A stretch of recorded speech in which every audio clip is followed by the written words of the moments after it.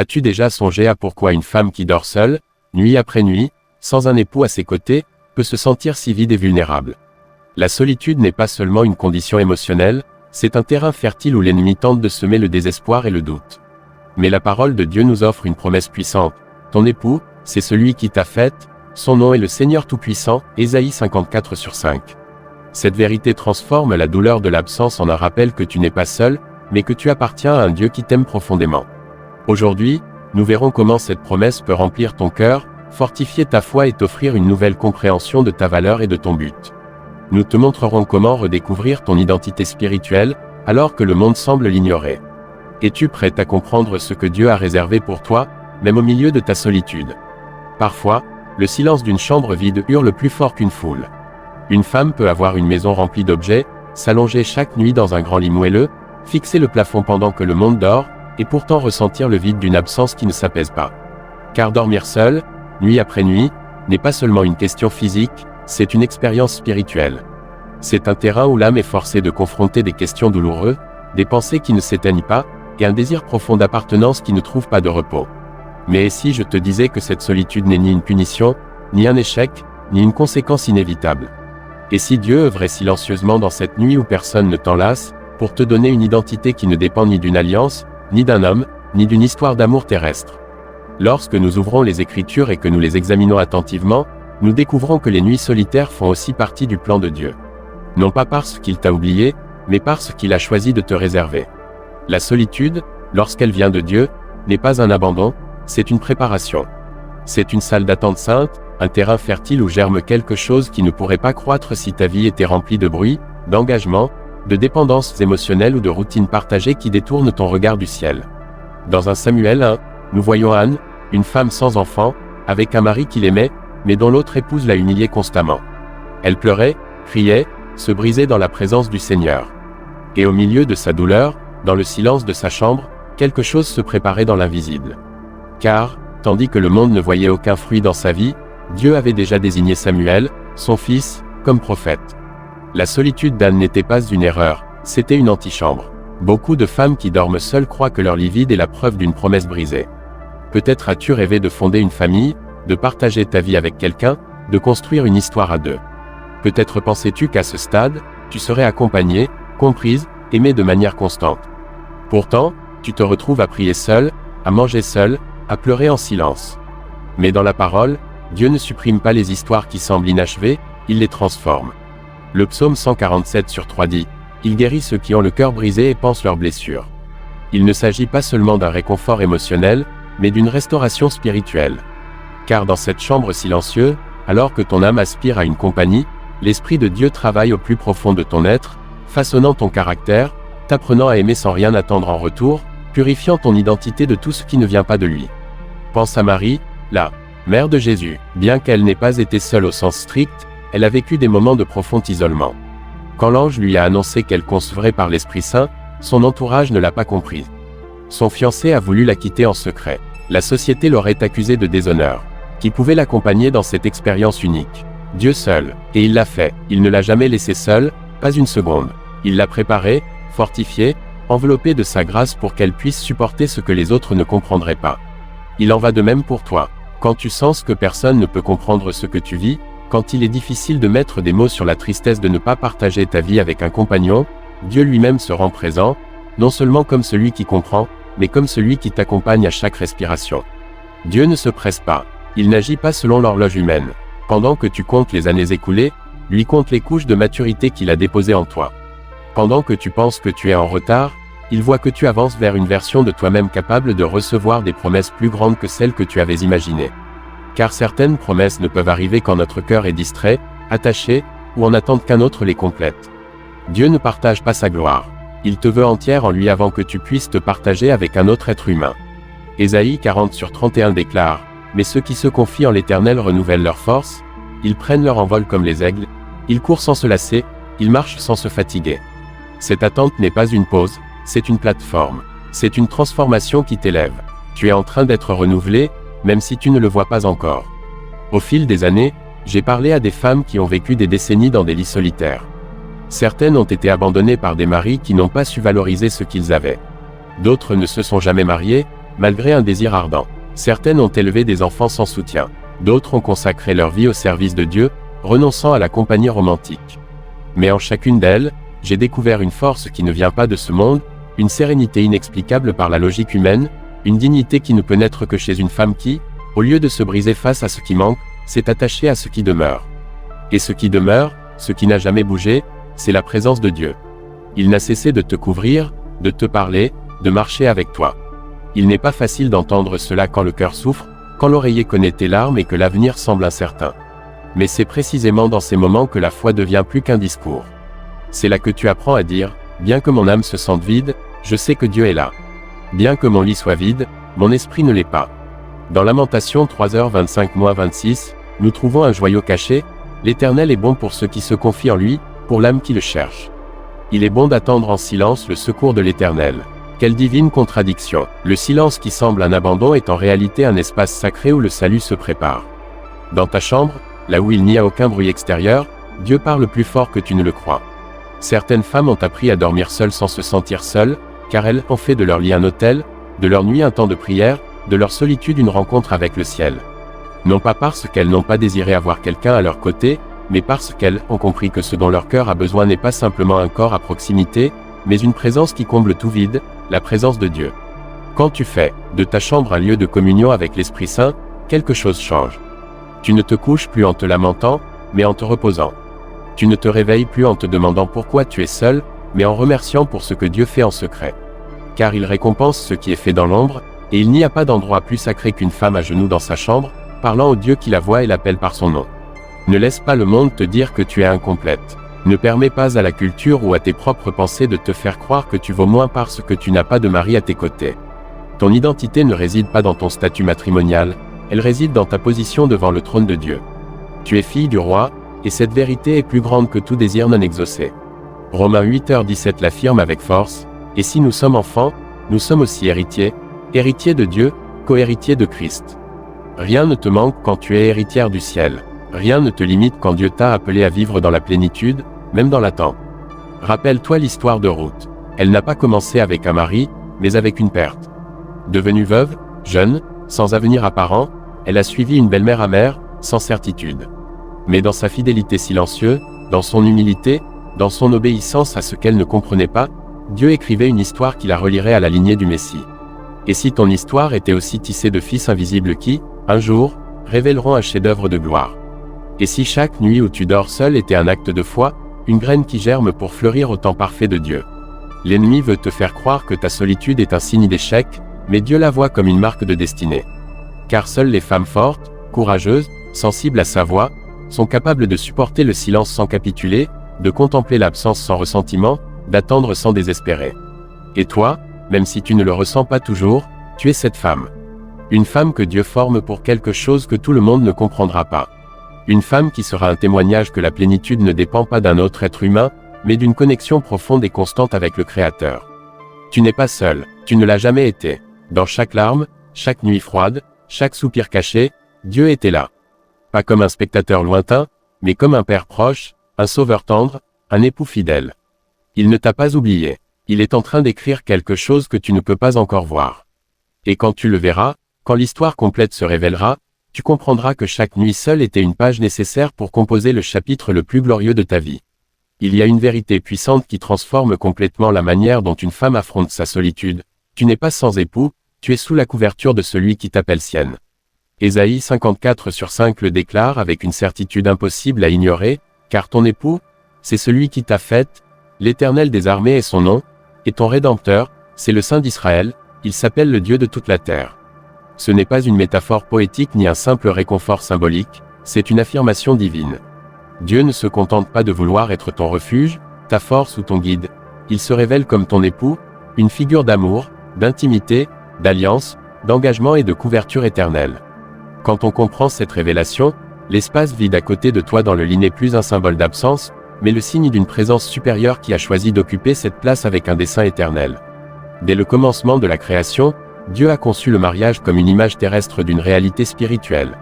Le lien entre un homme et une femme devait refléter le lien éternel entre Christ et son Église. C'est pourquoi Paul écrit en Éphésiens 5h25-27, « Marie, aimez vos femmes, comme Christ a aimé l'Église et s'est livré lui-même pour elle, afin de la sanctifier, après l'avoir purifiée par l'eau et la parole, pour la faire paraître devant lui glorieux, sans tache, ni ride. Le modèle d'amour le plus pur n'est pas celui d'une histoire romantique idéalisée, mais celui du Sauveur qui a donné sa vie pour sa bien-aimée. Quand Jésus s'est offert pour l'Église, il a scellé un pacte qui surpasse tout lien humain. Et toi, en tant que fille de Dieu, tu fais partie de cette Église.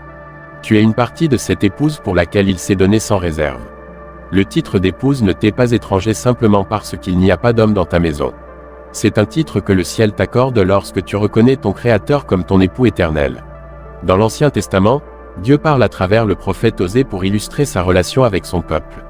Malgré les infidélités d'Israël, il étendait toujours son amour fidèle. Osée 2:20 révèle l'essence de cet engagement divin: « Je t'épouserai pour toujours, je t'épouserai dans la justice, le jugement, la grâce et la miséricorde, je t'épouserai dans la fidélité, et tu connaîtras l'Éternel. » Ici, il n'y a pas de place pour le doute. La fidélité de Dieu transcende les circonstances humaines. Il ne se présente pas comme quelqu'un qui viendra seulement si tu remplis certaines conditions. Il t'épouse dans la justice, la miséricorde et un amour inconditionnel. Ce n'est pas une promesse future, c'est une réalité qui s'active dans ton esprit lorsque tu choisis de croire que tu n'es pas seul, mais marié à la fidélité du Très-Haut. Les Écritures révèlent aussi que cette union spirituelle avec Dieu est pleine de desseins. Dans 2 Corinthiens 11:2, l'apôtre Paul écrit avec un zèle saint: « Je suis jaloux de vous d'une jalousie de Dieu, car je vous ai fiancé à un seul époux, pour vous présenter à Christ comme une vierge pure. » Ces mots sont clairs. L'appel de chaque croyant, et particulièrement des femmes qui dorment seules dans le naturel, est de vivre comme des épouses consacrées dans le spirituel. La pureté, le dévouement, l'attente et l'amour qu'une épouse montre envers son mari sont désormais dirigés vers Christ. Ce n'est pas une résignation à une vie sans amour humain, mais une invitation à expérimenter l'amour divin dans sa forme la plus élevée. Quand une femme accepte cette vérité et se positionne comme l'épouse spirituelle du Seigneur, sa vie change.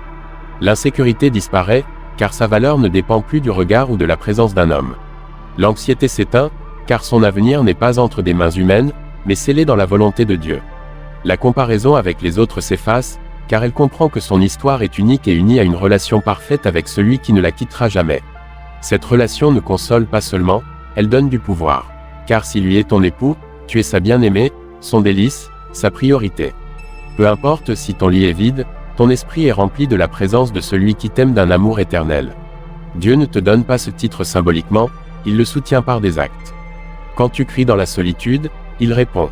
Quand tu ressens un froid dans l'âme, il t'enveloppe de sa présence. Quand tu manques de direction, il devient ton guide. Ésaïe 62:5 révèle la joie avec laquelle Dieu regarde ceux qu'il a choisis, comme un jeune homme épouse une vierge, ainsi celui qui t'a fait t'épousera, et comme l'époux se réjouit de son épouse, ainsi ton Dieu se réjouira de toi. Cette image n'est pas anodine. La joie de Dieu à être avec toi est réelle. Il ne s'unit pas à toi par obligation, mais par délice. Il te choisit, non pas comme un lot de consolation face à l'absence d'un mari humain, mais comme l'expression suprême de son amour rédempteur. Comprendre cette vérité change non seulement la manière dont tu te vois, mais aussi la manière dont tu te comportes. Quand une femme reconnaît qu'elle est l'épouse du Créateur, elle commence à vivre avec une dignité qui ne dépend pas de son environnement. Sa façon de parler change, car elle ne s'exprime plus comme quelqu'un d'incomplet, mais comme quelqu'un de choisi. Sa manière de s'habiller reflète le respect pour ce qu'elle est et pour celui qu'elle représente. Son pas est assuré, car elle sait qu'elle n'est pas en quête d'amour, mais qu'elle est déjà profondément aimée. Apocalypse 19:7-8 parle d'un mariage glorieux: « Réjouissons-nous, soyons dans l'allégresse et donnons-lui gloire, car les noces de l'agneau sont venues, et son épouse s'est préparée. Il lui a été donné de se revêtir d'un fin lin, éclatant, pur. » Cette épouse, c'est toi. Pas dans un futur lointain, mais maintenant. Et si le ciel te voit ainsi, qui peut dire le contraire? Dans ce pacte divin, il y a aussi une provision. Dieu ne couvre pas seulement l'aspect émotionnel, mais aussi le spirituel, le physique et le matériel. Philippiens 4:19 l'affirme: « Mon Dieu pourvoira à tous vos besoins selon sa richesse, avec gloire, en Jésus-Christ. » Cela signifie que tu n'as pas besoin de regarder autour de toi pour chercher qui te soutiendra. Ton époux céleste est pourvoyeur, défenseur et protecteur. De la même manière qu'un mari terrestre prend soin de son foyer, Dieu prend soin du tien. Même si personne ne franchit ta porte, il est présent. Même s'il n'y a pas de mains humaines pour caresser ton visage, son esprit t'enlace. Même si les mots d'amour manquent, sa parole remplit ton être. Vivre cette vérité demande un abandon total. Cela exige de regarder ton lit vide non comme une tragédie, mais comme un hôtel. Ta chambre n'est pas un espace d'abandon, c'est un lieu de rencontre. Là, chaque nuit, ton époux éternel t'attend. Il n'arrive pas en retard, n'oublie pas tes prières, n'ignore pas tes larmes. Dans le Cantique des Cantiques 2h14, un désir profond s'exprime. Laisse-moi voir ton visage, laisse-moi entendre ta voix, car ta voix est douce, et ton visage est charmant. C'est la voix de Dieu parlant à sa bien-aimée, désirant son temps, son attention, son intimité. C'est la relation qu'il souhaite avec toi, non pas basée sur des devoirs religieux, mais sur une communion constante d'amour, de réconfort et de révélation. Le pacte avec Dieu comme époux implique aussi la fidélité. Il ne partage pas ton cœur avec des idoles émotionnelles ou des substituts humains qui prendraient sa place. Il aspire à être ta pensée et ton désir. Jacques 4/5 pose la question. Pensez-vous que l'Écriture dise en vain, l'Esprit qu'il a fait habiter en nous désire jalousement? Cette passion divine jalouse n'est pas du contrôle, c'est un amour parfait qui veut le meilleur pour toi. Et le meilleur pour toi, c'est de vivre ancré dans une relation qui ne faillit jamais, qui ne te décevra jamais, qui ne changera pas avec le temps ni ne se refroidira avec la routine. Ton appel n'est pas simplement d'attendre un homme qui pourrait arriver ou non. Ton appel est de te préparer comme l'épouse du roi. Cela implique de cultiver une vie de prière intime, une obéissance joyeuse, une sainteté vigilante et une foi inébranlable. Car lorsque tu te positionnes comme l'épouse spirituelle de Dieu, tout change. Tu n'es pas une femme qui dort seule, tu es une femme mise à part, parée, purifiée, désirée par celui qui soutient l'univers, mais qui se penche pour te regarder à chaque aube. Il est dans chaque souffle profond, il répond à chaque pensée silencieuse. Il écoute, car il n'y a pas de distance entre toi et lui. Il n'y a pas de solitude qui puisse rivaliser avec une telle présence. Si tu le comprends, tu le vis. Et si tu le vis, alors peu importe ce que tes yeux voient. Ce qui compte, c'est ce que l'esprit discerne. Et l'esprit sait que l'amour le plus grand n'est pas celui qu'on trouve, mais celui qui a déjà été donné par une grâce éternelle. Dieu ne t'a pas donné un titre symbolique. Il t'appelle épouse, et dans cet appel se trouve tout ce dont tu as besoin pour vivre dans la plénitude. Quand le cœur affronte, nuit après nuit, le poids d'un lit vide, l'absence de caresses, de paroles et de présence, il est facile de commencer à chercher. Mais on ne cherche pas toujours Dieu en premier. Souvent, l'âme blessée cherche du réconfort dans ce qui est le plus proche, dans ce qui promet un soulagement rapide, dans ce qui semble inoffensif. Mais tout ce qui calme au début ne procure pas une paix véritable.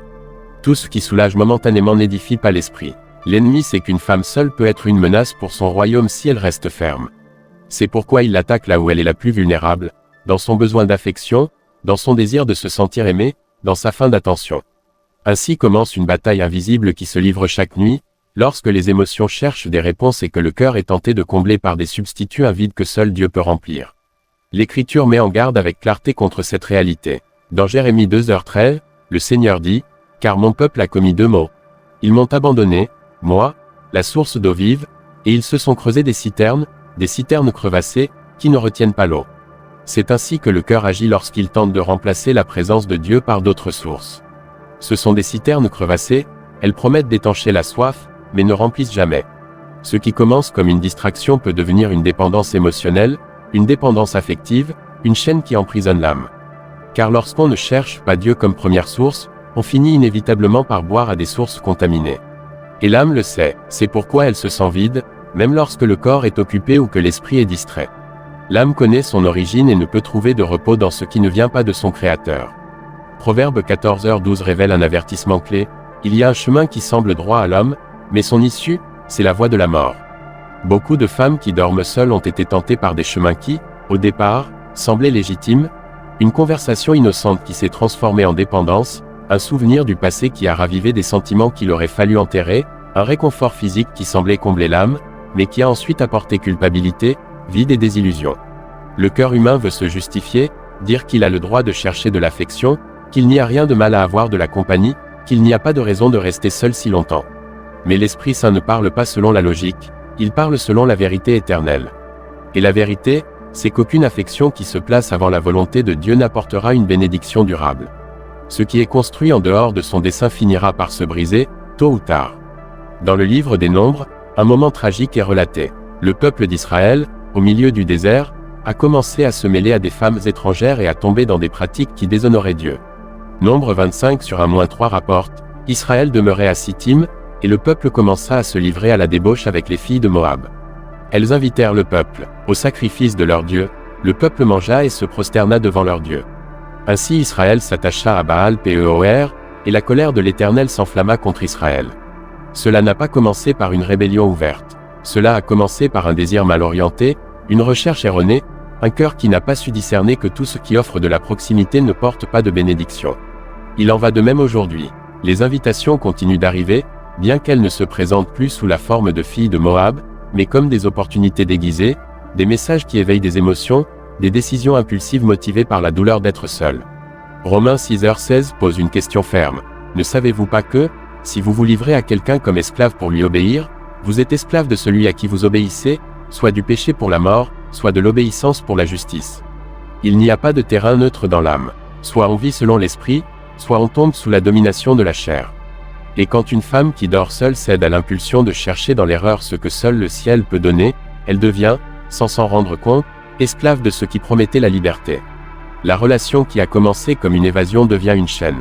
Le divertissement qui distrayait domine maintenant. L'habitude qui remplissait les heures vole maintenant la paix. Tout ce qui est reçu en dehors du temps et de la volonté de Dieu finit par exiger un prix élevé. Car l'ennemi ne donne pas, il prête avec des intérêts. Et ce qui semblait être un réconfort se transforme en tourment lorsque l'âme découvre qu'elle a vendu sa paix pour un instant de soulagement illusoire. C'est pourquoi la parole appelle à la vigilance. Jésus l'a averti en Matthieu 26/41, « Veillez et priez, afin que vous ne tombiez pas dans la tentation, l'esprit est bien disposé, mais la chair est faible. » Cet ordre est direct, et il est pour toi. La femme qui dort seule ne peut pas faire confiance à ses émotions. Elle doit veiller, elle doit prier, elle doit remplir sa chambre de la présence divine avant que d'autres voix ne la séduisent. La chair n'est pas mauvaise en soi, mais elle est faible. Et dans la faiblesse, des portes s'ouvrent qui ne peuvent être fermées que par une décision spirituelle. Une femme qui se discipline dans la prière nocturne est une femme qui protège son destin, car elle sait que l'ennemi n'attaque pas lorsqu'elle est faible physiquement, mais lorsqu'elle est vide spirituellement. C'est pourquoi chaque nuit sans compagnie humaine doit être rachetée par une communion céleste. Dans 1 Corinthiens 6h18, un commandement clair est donné, fuyez l'impudicité. Tout autre péché qu'un homme commet est extérieur au corps, mais celui qui se livre à l'impudicité pêche contre son propre corps. Ce verset ne se réfère pas seulement aux relations physiques en dehors du mariage, mais à toute forme d'intimité non autorisée par Dieu. Car l'âme aussi s'unit, se donne, se contamine. Et lorsqu'une femme s'abandonne émotionnellement ou spirituellement à quelqu'un en dehors de la volonté de Dieu, elle pêche aussi contre elle-même. Elle marque son corps et son âme avec des alliances qui n'apportent pas la vie. L'ennemi le sait, c'est pourquoi il n'a pas toujours besoin d'un acte physique, il lui suffit de capturer le cœur. Car s'il contrôle le cœur, il contrôle les décisions. S'il séduit le cœur, il entraîne le corps là où il veut. La seule manière de résister à ces tentations est de s'enraciner dans la vérité. Hébreux 4h12 déclare, « Car la parole de Dieu est vivante et efficace, plus tranchante qu'une épée à deux tranchants, elle discerne les pensées et les intentions du cœur. » La parole n'enseigne pas seulement, elle révèle. Elle ne guide pas seulement, elle expose. Quand une femme remplit sa chambre d'écriture, quand ses nuits sont accompagnées de versets mémorisés, de prières profondes et d'une adoration sincère, quelque chose change. Son discernement s'affine, sa sensibilité spirituelle s'aiguise, son cœur commence à rejeter ce qu'il acceptait auparavant. Ce qui semblait inoffensif est maintenant reconnu comme un poison. Ce qui attirait auparavant est désormais perçu comme une menace. Car lorsque la lumière entre, les ténèbres ne peuvent rester. Apocalypse 3h20 présente une scène intime. « Voici, je me tiens à la porte et je frappe. Si quelqu'un entend ma voix et ouvre la porte, j'entrerai chez lui, je souperai avec lui, et lui avec moi. » Ce n'est pas une invitation générale, c'est un appel spécifique. Jésus ne frappe pas à la porte du monde, il frappe à la porte de ta chambre, de ton esprit, de ton âme. Il veut entrer, non comme une présence lointaine, mais comme une compagnie réelle, comme un substitut à toute tentation, comme une alternative éternelle à tout réconfort illusoire. Quand tu choisis d'ouvrir cette porte et de permettre à lui de remplir chaque recoin de ta nuit, les autres portes commencent à se fermer. Ce qui semblait nécessaire se révèle comme une tromperie, car tu n'as plus besoin de substitut lorsque tu as goûté à la plénitude de sa présence. Il n'y a pas de raccourci vers le dessein. Il n'y a pas de chemin caché qui mène à la destinée sans passer par l'obéissance. Dieu ne se contredit pas. Il ne t'appelle pas épouse spirituelle pour ensuite approuver que tu cherches de l'affection dans des bras étrangers. Il ne promet pas la plénitude pour ensuite permettre des raccourcis vides. Il est cohérent, et sa volonté est claire. Sainteté, communion, attente active, fidélité intérieure. 1 Pierre 1h16 confirme son caractère, « Soyez saints, car je suis saint ». Cet appel n'est pas optionnel, il fait partie du pacte. Si tu as été appelé à vivre comme une femme mise à part pour Dieu, tu ne peux pas t'abandonner à ce qui ne porte pas son nom. Tu ne peux pas accepter des affections qui ne sont pas couvertes par sa bénédiction. Tu ne peux pas négocier ta paix pour un instant d'illusion. Chaque nuit seule peut être une porte ouverte à l'esprit ou à l'âme. C'est à toi de décider, mais ce que tu détermines dans le silence de ta chambre déterminera aussi la direction de ta vie. Ne te contente pas de ce qui satisfait à moitié. Ne vends pas ton identité pour des miettes d'attention. Ne troque pas la voix de Dieu contre des murmures trompeurs. Car celui qui remplit véritablement est à la porte. Il attend seulement que tu ouvres. Il y a des moments dans la vie d'une femme où le silence d'une chambre solitaire apporte non seulement des questions, mais aussi des accusations intérieures qui résonnent au plus profond du cœur. Pourquoi suis-je seule? Pourquoi n'ai-je personne à mes côtés? Qu'ai-je fait de mal pour que ce soit mon présent? Mais au milieu de ces interrogations, l'Écriture répond avec une certitude qui n'a pas besoin d'explications humaines. La solitude n'est pas toujours une absence. Souvent, c'est un choix divin. Ce n'est pas une punition, c'est une assignation. Ce n'est pas un rejet, c'est une destinée réservée. Car il y a des femmes appelées à une intimité avec Dieu si profonde, si élevée, qu'aucun lien terrestre ne peut l'égaler ou la supporter. Et quand le ciel appelle avec ce niveau de dessein, la terre se tait. Dès les premiers récits bibliques, Dieu a mis à part des personnes pour des missions uniques. Il ne s'agissait pas toujours de foules, de maris fidèles ou d'histoires de couple. Il y a eu des destinées nées dans l'intimité de l'isolement, dans une remise complète à une cause qui ne demandait pas de compagnie humaine, mais une reddition totale à l'Esprit de Dieu. Et quand cette reddition est authentique, la solitude n'est pas un fardeau à porter, c'est une plateforme qui élève. Car toutes les femmes ne sont pas appelées à former une famille dans le naturel, mais toutes sont appelées à accomplir un dessein éternel. Et quand ce dessein exige liberté, concentration et sensibilité, Dieu lui-même protège cet appel en la gardant seule pour lui. 1 Corinthiens 7h34 établit une distinction qui ne doit pas passer inaperçue. La femme non mariée et la vierge s'occupent des choses du Seigneur, pour être sainte de corps et d'esprit, mais la femme mariée s'occupe des choses du monde, de la manière de plaire à son mari. Cette différence n'est pas une comparaison visant à dévaloriser l'un ou l'autre état, mais une révélation de la manière dont la solitude peut être un avantage spirituel. Il y a des temps où Dieu a besoin de l'attention totale d'une femme, de sa pensée focalisée, de son énergie entièrement consacrée au royaume. Et quand cela arrive, il soutient lui-même son âme, son corps et son chemin. Non pas pour la priver, mais parce qu'il a vu en elle une capacité spéciale à porter un poids éternel qui ne peut être partagé avec aucune autre charge. Toutes ne sont pas appelées à ce niveau de consécration, mais celles qui le sont ne doivent pas regarder leurs conditions avec tristesse. Elles doivent la voir pour ce qu'elle est, une consécration. Car celle qui est appelée à vivre sans mari ne vit pas sans dessein, elle vit avec une assignation plus élevée. Sa vie ne suit plus les rythmes communs de la société ni les normes culturelles. Son temps, ses décisions, ses émotions et son corps sont alignés sur l'appel que Dieu a placé sur elle. Et cela, loin d'être une limitation, est une distinction spirituelle. Non pas par supériorité, mais par nécessité divine.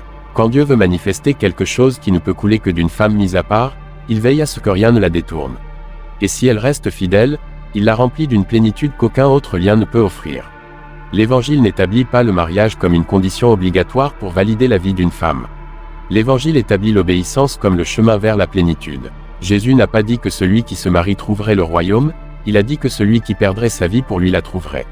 Et il y a des vies qui ne se trouvent que lorsqu'elles se rendent complètement, sans négociation, sans distraction. Luc 14h33 l'affirme. Ainsi donc, quiconque d'entre vous ne renonce pas à tout ce qu'il possède ne peut être mon disciple. Cette renonciation peut inclure le rêve d'avoir un conjoint, non parce qu'il est mauvais, mais parce qu'il peut interférer avec une instruction plus élevée. Et si Dieu demande ce niveau de remise, il promet aussi un niveau de grâce qui soutient, fortifie et nourrit. L'histoire de Marie-Madeleine montre une femme qui, bien qu'elle n'ait pas été épouse dans le naturel, a été témoin de la résurrection la plus puissante qui soit. Elle fut la première à voir le Christ ressuscité, la première à recevoir une mission du ciel, « Va, et dis à mes frères », Jean 20h17. Pourquoi elle? Parce que son cœur n'était plus divisé, parce que son amour était absolu, parce que sa dévotion ne dépendait pas d'un homme, mais de son Rédempteur. C'est ce qui se passe quand une femme choisit de se consacrer. Sa vie devient un autel où Dieu révèle des choses qu'il ne partage pas avec les foules. Il se montre dans le secret, dans la pureté, dans la remise. Et quand il trouve un cœur ainsi, il l'utilise pour proclamer des nouvelles qui changent le monde. La femme appelée à une vie sans mari ne doit pas se comparer à celles qui vivent en couple. Le dessein de Dieu pour chaque vie est individuel, il n'est pas moindre parce qu'il est différent. Ce qui semble solitude dans la perspective humaine peut être, dans le plan spirituel, une occupation totale avec le ciel. Et celui qui s'occupe des choses du ciel ne perd rien, au contraire, il gagne tout. Matthieu 6h33 l'établit sans condition. Cherchez d'abord le royaume de Dieu et sa justice, et toutes ces choses vous seront données par-dessus. Toutes. Pas certaines, pas parfois. Toutes. Dieu n'ignore pas le désir légitime de compagnie, mais il ne le priorise pas au-dessus de l'appel éternel.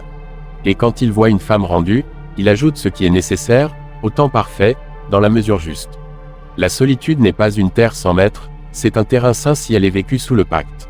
C'est un espace où l'Esprit Saint peut parler sans interférence, où la femme apprend à aimer sans attendre de retour, où son service n'est pas lié à l'horloge d'un autre, mais au rythme du ciel, où son corps n'est pas destiné à être partagé selon son désir, mais préservé comme un temple. 1 Corinthiens 6h20 rappelle cette vérité. Glorifiez donc Dieu dans votre corps et dans votre esprit, qui appartiennent à Dieu. La femme qui dort seule ne dort pas sans couverture. Elle est sous l'ombre du Très-Haut. Elle n'est pas sans protection. Elle est mise à part. Il y a une sagesse réservée à celles qui ont appris à être seules sans amertume, à celles qui ont compris qu'être choisi par Dieu ne ressemble pas toujours à ce que la société attend. Parfois, être choisi signifie ne pas être vu, ne pas être recherché, ne pas être désiré par les hommes, mais profondément désiré par Dieu. Et cela suffit, car quand une femme vit pour plaire à son Créateur, sa récompense ne se mesure pas en alliance, en titre ou en photo partagée. Sa récompense est intérieure, spirituelle, éternelle. Et personne ne peut la lui enlever.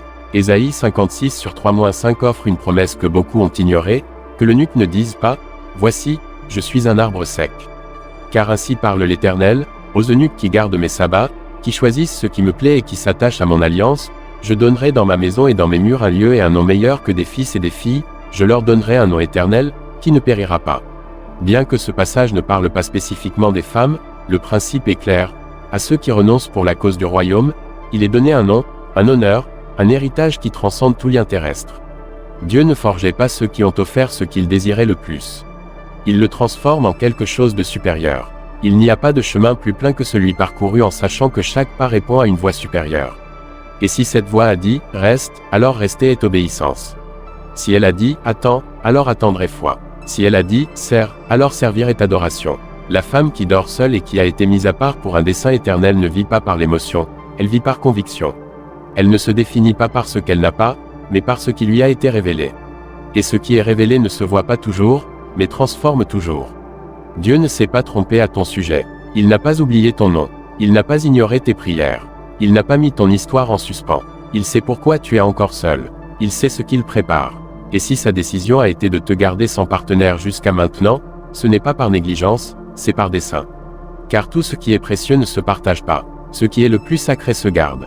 Et il y a des appels qui ne peuvent être soutenus que par une vie consacrée. La femme qui dort seule sans mari n'est pas en attente de son dessein, elle est dans son dessein. Elle n'est pas en pause, elle est dans la plénitude. Si elle choisit de vivre pour le ciel, elle n'a pas besoin d'une histoire d'amour pour valider son existence. Elle a déjà l'histoire la plus glorieuse écrite à son sujet, celle d'une fille aimée, d'une épouse spirituelle, d'une servante consacrée. Et si elle reste fidèle, elle verra la gloire de Dieu se manifester dans sa vie avec une intensité qui n'a besoin ni de public ni de reconnaissance humaine. Quand une femme s'allonge seule, nuit après nuit, et que les années semblent s'écouler sans réponse visible, elle peut commencer à penser que Dieu est resté silencieux. Mais le silence de Dieu n'est pas un signe de son absence, c'est souvent la manifestation de son œuvre la plus profonde. Car il y a des processus qui ne se perfectionnent que dans l'attente. La femme qui dort seule ne traverse pas simplement le temps, elle traverse une étape où ce qui se passe spirituellement ne se voit pas avec les yeux, mais se discerne avec le cœur. L'attente n'est pas une inactivité, c'est une dimension où Dieu travaille de manière spécifique pour former, polir et préparer. Et bien que l'impatience crie pour des résultats visibles, l'Esprit de Dieu murmure que le véritable progrès se produit dans l'invisible. Il y a des signes qui confirment que Dieu est à l'œuvre dans la vie d'une femme qui a été mise à part pour un temps d'attente. Mais ces signes n'arrivent pas toujours enveloppés de grands changements extérieurs. Souvent, la transformation commence à l'intérieur. Le premier signe noticeable est un changement dans l'appétit spirituel. Ce qui semblait insignifiant devient indispensable. La prière n'est plus une activité occasionnelle, mais un refuge. La parole cesse d'être un texte familier pour devenir une nourriture. La présence de Dieu n'est plus recherchée par habitude, mais par nécessité. Cet éveil intérieur est un signe indéniable que l'Esprit Saint active un processus d'intimité plus profonde. Le psaume 42 l'exprime clairement, comme une biche soupire après des courants d'eau, ainsi mon âme soupire après toi, ô Dieu. Quand l'âme commence à désirer Dieu plus que toute autre chose, quelque chose de nouveau a commencé. Un autre signe évident que Dieu est à l'œuvre dans l'attente est la paix qui surpasse l'entendement. Ce n'est pas une paix logique, car les circonstances extérieures n'ont pas changé. Le lit reste vide, l'environnement reste le même, mais dans le cœur s'installe une sérénité qui ne vient pas du monde. C'est l'assurance que, même si rien de nouveau n'est visible, Dieu est en contrôle. Cette paix est une marque de l'Esprit Saint. Philippiens 4/7 la définit ainsi, et la paix de Dieu, qui surpasse toute intelligence, gardera vos cœurs et vos pensées en Jésus-Christ. Cette paix agit comme un bouclier, protégeant contre l'anxiété, la peur et le désespoir. Elle n'élimine pas le désir de compagnie, mais le soumet à la seigneurie de Christ. Et là où il y a un gouvernement divin, il y a du repos. La croissance dans le discernement spirituel confirme également que Dieu est à l'œuvre. Ce qui était confus devient clair. On commence à distinguer la voix de Dieu au milieu du bruit, à reconnaître quand une émotion vient de l'âme et quand elle est une direction de l'esprit. La femme qui est travaillée par Dieu dans son attente ne se laisse plus emporter par les urgences du cœur. Elle a appris à s'arrêter, à évaluer, à filtrer chaque pensée, chaque intention, chaque émotion. Hébreux 5h14 décrit cette maturité, mais la nourriture solide est pour les adultes, pour ceux qui, par l'usage, ont les sens exercés à discerner le bien et le mal. Il ne s'agit pas de perfection, mais d'une sensibilité croissante. Et cette sensibilité ne se développe pas dans le tumulte, mais dans la solitude. Dieu révèle aussi qu'il est à l'œuvre lorsqu'il commence à couper les liens qui n'ont pas été plantés par lui. Des relations qui semblaient permanentes s'estompent. Des personnes qui accompagnaient s'éloignent. Des projets qui paraissaient sûrs s'arrêtent. Tout ce qui n'édifie pas vacille. Et bien que cela puisse sembler une perte au début, cela se révèle bientôt comme une protection. Jean 15/2 le dit clairement, « Tout sarment qui, en moi, ne porte pas de fruit, il l'ôte, et tout sarment qui porte du fruit, il l'émonde, afin qu'il en porte davantage. » Quand Dieu nettoie, il ne le fait pas par cruauté, mais par dessein. Et quand une femme est travaillée dans son attente, tout ce qui était avant ne peut pas rester, car le nouveau exige de l'espace. Et cet espace s'ouvre quand l'inutile s'en va. La capacité à abandonner le contrôle est une autre preuve de l'action divine. Dans les premiers moments de solitude, le désir de tout contrôler est souvent fort. On veut comprendre, décider, planifier, forcer des réponses. Mais quand Dieu commence à travailler, ce désir cède à la confiance.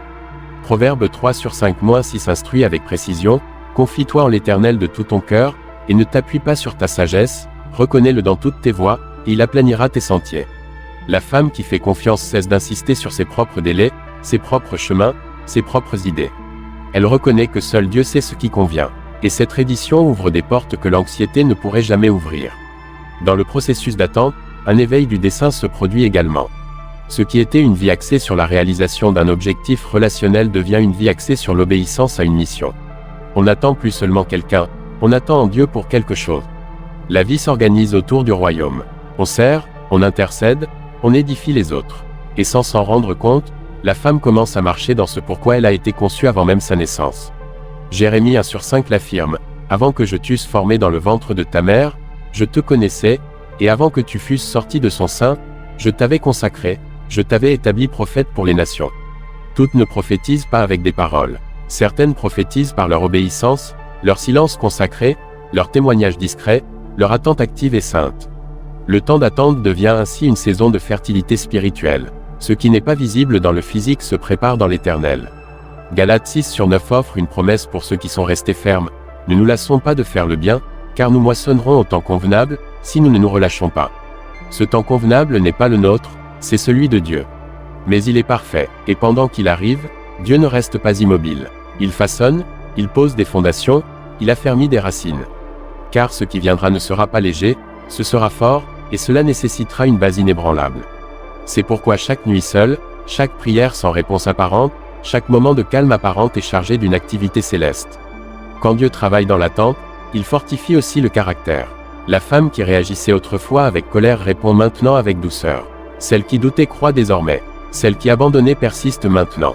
Romains 5/3-4 l'explique. Bien plus, nous nous glorifions même dans les afflictions, sachant que l'affliction produit la persévérance la victoire dans l'épreuve, et cette victoire l'espérance. Ce n'est pas une transformation instantanée, c'est une œuvre progressive, mais réelle. La femme qui était autrefois dominée par son état civil se définit maintenant par sa position spirituelle. Et cette position est ferme, car elle est basée sur qui est Dieu, et non sur ce qu'elle possède. Dieu confirme également son œuvre dans l'attente lorsqu'il commence à ouvrir des portes que personne d'autre ne peut ouvrir. Des opportunités qui n'existaient pas auparavant commencent à se manifester, non seulement dans le domaine émotionnel, mais aussi dans le spirituel, le professionnel, le ministériel.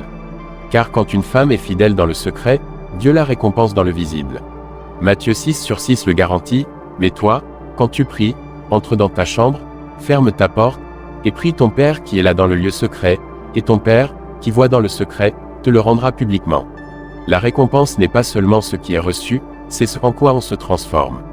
Une femme transformée est une femme récompensée. Une femme formée par Dieu dans son attente est une menace pour l'enfer et une bénédiction pour le royaume. Au cœur de chaque processus, il y a une promesse. Et cette promesse n'est pas conditionnée à un résultat humain, elle est conditionnée à la fidélité. Dieu n'a pas dit qu'il donnerait ce que nous demandons si ce que nous attendons arrive. Il a dit qu'il récompense ceux qui le cherchent. Hébreux 11/6 le déclare. Or, sans la foi, il est impossible de lui plaire, car il faut que celui qui s'approche de Dieu croie qu'il existe, et qu'il est le rémunérateur de ceux qui le cherchent. La femme qui dort seule sans mari, mais qui cherche Dieu de tout son être, ne perd pas son temps. Elle sème pour l'éternité, elle attire la faveur du ciel. Elle marche sur un chemin qui, bien qu'étroit, mène à une destinée glorieuse. Dieu ne se meut pas par les émotions humaines, il se meut par sa parole. Et si sa parole a dit qu'il rendrait tout beau en son temps, alors il en sera ainsi. Ecclésiaste 3h11 le confirme, il fait toutes choses belles en son temps, même il a mis dans leur cœur la pensée de l'éternité. Cette éternité est la capacité de vivre avec les yeux tournés au-delà du présent, de faire confiance même quand le calendrier contredit la foi, de persévérer même quand tout invite à abandonner. C'est la marque d'une femme qui a été visitée par Dieu dans son attente. Elle ne cherche pas des signes extérieurs, elle reconnaît des signes spirituels. Et ces signes confirment que son histoire est écrite par la main de celui qui ne ment pas. Quand une femme s'allonge en silence et éteint la lumière d'une chambre vide, elle ne le fait pas seule.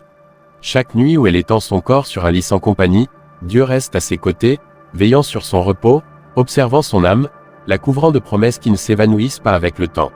Bien que ses mains ne s'entrelacent pas avec d'autres, bien qu'elle n'entende pas la voix d'un époux l'appeler à la fin de la journée, le ciel entier murmure qu'elle est soutenue par un pacte éternel. Car Dieu n'abandonne pas ce qu'il a mis à part. Il n'oublie pas ce qu'il a choisi. Il n'ignore pas les requêtes de ceux qui ont décidé de faire confiance au-delà de leurs désirs. Le livre des psaumes déclare avec force, « L'Éternel est près de ceux qui ont le cœur brisé, et il sauve ceux qui ont l'esprit abattu » Psaume 34/18. C'est une promesse qui n'exige pas de conditions extérieures, car elle s'active dans les profondeurs, là où les larmes ne se voient pas, mais où le cri atteint directement le trône. Une femme qui dort seule n'est pas oubliée, elle est visitée, nuit après nuit, par la tendresse d'un Dieu qui promet de restaurer ce qui semble perdu. Il n'est pas seulement proche, il sauve. Il reconstruit ce que les autres ne peuvent pas. Il répare ce que l'absence a endommagé. Quand une femme choisit de rester dans la sainteté, sans céder au désespoir, sans négocier sa foi pour un réconfort passager, elle active une dimension de la faveur divine que peu connaissent. Ésaïe 41/10 le confirme, « Ne crains rien, car je suis avec toi, ne t'effraie point, car je suis ton Dieu. Je te fortifie, je viens à ton secours, je te soutiens de ma droite victorieuse. » Ce n'est pas une promesse légère. C'est l'affirmation que chaque jour sans compagnie est aussi un jour accompagné par une force surnaturelle, une aide invisible, un soutien inébranlable. Il n'y a pas de nuit sans couverture, pas de jour sans appui, pas de vide qu'il ne remplisse. À chaque femme qui a pensé que son attente était vaine, la parole répond avec clarté, « Celui qui croit en lui ne sera pas confondu » Romains 10h11. Dieu ne permettra pas que celui qui a fait confiance en son plan finisse les mains vides. Sa promesse n'est pas de donner tout ce qu'on demande, mais de donner ce qui édifie véritablement. Sa fidélité ne dépend pas d'un calendrier humain, mais de sa volonté parfaite. Et quand il décide d'agir, il le fait avec puissance, avec honneur, avec une récompense. La femme qui dort seule mais reste ferme dans la foi devient un témoin de la manière dont Dieu transforme l'absence en dessein et l'attente en témoignage. Le Seigneur ne faillit pas. Il n'oublie pas, il ne retarde pas sans raison. Son plan est plus grand que toute histoire écrite par les hommes, et sa promesse est sûre, « J'honorerai ceux qui m'honorent » 1 Samuel 2h30. Il y a quelque chose de sacré chez une femme qui apprend à fermer les yeux sans peur, sans amertume, sans exigence envers le ciel.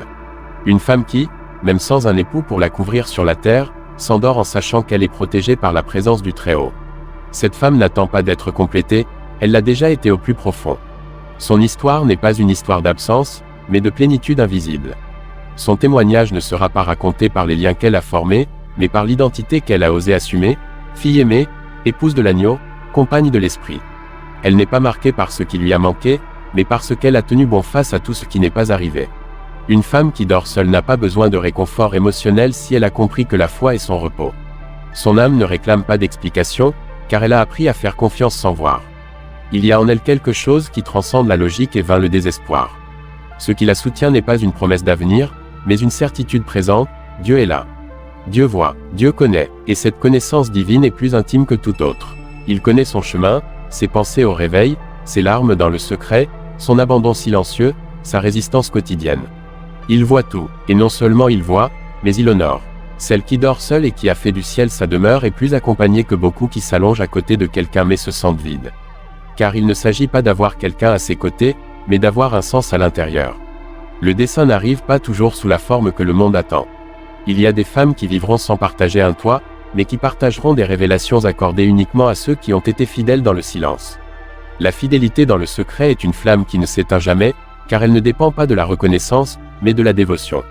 C'est là que se révèle la véritable stature d'une femme de Dieu, quand personne ne la voit, quand personne ne la nomme, mais que le ciel écrit dans son livre. Cette femme, peut être pointée du doigt pour son statut, ignorée par son entourage ou mal comprise par son environnement, a été connue de Dieu avant même sa naissance. Elle n'a jamais été en dehors du dessein divin, pas un seul jour. Son voyage, loin d'être un détour, a été un tracé précis du doigt de Dieu. Et bien qu'elle n'ait pas porté une robe blanche, bien qu'elle n'ait pas échangé de vœux avec un autre être humain, elle a été revêtue d'honneur, de dessein, de grâce et d'autorité. Elle n'est pas moins, elle est un signe, un message, un témoignage vivant que toutes les histoires n'ont pas besoin d'une figure masculine pour refléter la gloire du royaume. Quand une femme qui dort seule comprend que sa vie est un autel, son lit devient un trône. Non pas parce qu'il y a quelqu'un allongé à ses côtés, mais parce qu'il y a quelqu'un qui règne en son cœur. Et cela suffit, cela soutient, cela remplit, cela transforme, car quand Christ est au centre, il n'y a plus de vide, seulement un dessein éternel.